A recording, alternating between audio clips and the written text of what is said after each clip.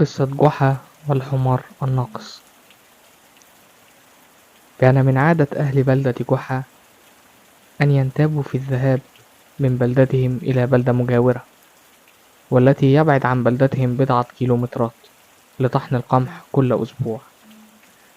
وفي يوم جاءت نوبة جحا، وقد جمع أهالي البلدة 9 حمير محملة بالقمح.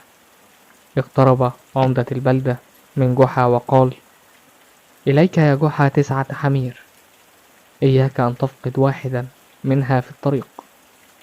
قال جحا: اطمئن، سأذهب وأعود بسرعة بالدقيق المطحون لنصنع الفطائر والخبز. ثم ودعه أهل البلدة، وسار جحا بالحمير بعد أن ركب أحدها. وفي الطريق خطر له أن يعد الحمير، وفوجئ بأنها 8 فقط، فضاع صوابه، وأخذ ينظر يمينه وشماله دون جدوى، واعتقد أن حمارا ضاع وخاف من أهل البلدة.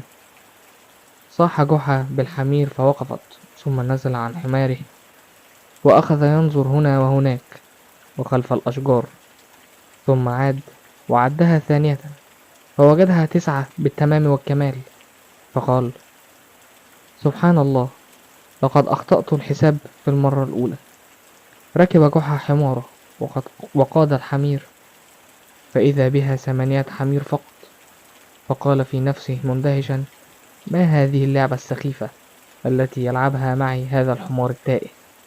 نزل جحا من على ظهر حماره وأخذ يعدها من جديد، فوجدها 9، فكاد يجن.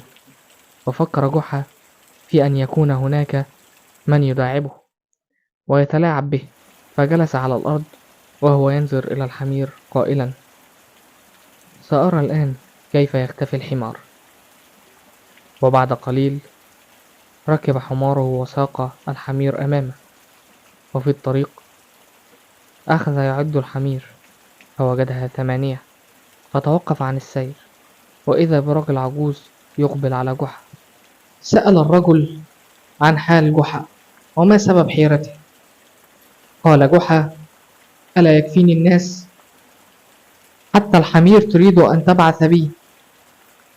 ثم نزل من فوق حماره. قال الرجل: ما شأن الحمير بك؟ إنها لا تفهم شيئا. قال جحا: كيف وهناك حمار يختفي ويظهر؟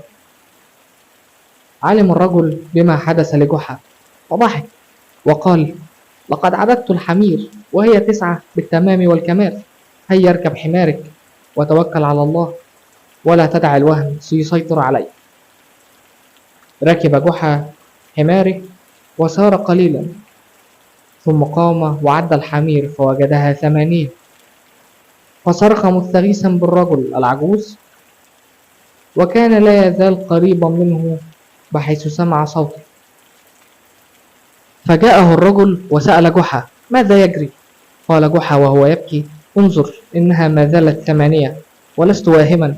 ضحك الرجل وقال: إنك لم تعد الحمار الذي أنت راكبه، هذا هو سبب الارتباك في العد، هو أنك تعد الحمير بغير حمارك فتكون 8، فإذا نزلت وأعدت العد وجدتها 9.